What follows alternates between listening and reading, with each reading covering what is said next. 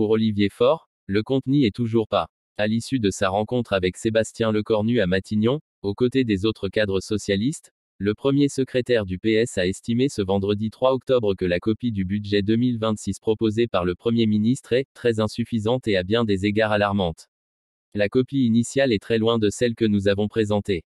Il coche toutes les cases à minima. Sur la question des ultra-riches, nous avons compris qu'il y avait une volonté de maintenir un niveau d'imposition équivalent à celui du budget Bayrou, regrette-t-il. Estimant que la copie du Premier ministre est très injuste et ressemble à celle de François Bayrou, il appelle à des ruptures sur le fond. Nos exigences ne sont pas plus faibles. Alors que Sébastien Lecornu a annoncé plus tôt qu'il renonçait à utiliser l'article 49.3 de la Constitution pour laisser la main au Parlement, Olivier Faure rappelle qu'il n'a renoncé qu'au 49.3. Au moment où nous parlons, nous ne pourrons pas revenir sur la réforme des retraites. Le Premier ministre ne s'est pas engagé à ce que ce débat puisse avoir lieu, souligne le député de Seine-et-Marne.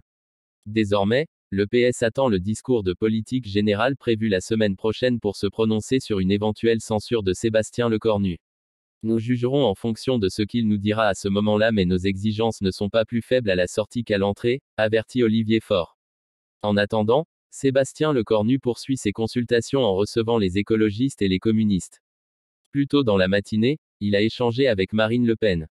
Celle-ci a confié, après cette rencontre, ne pas avoir une vision précise de ce que M. Lecornu souhaite faire, ce qui est inquiétant à quelques jours du discours de politique générale.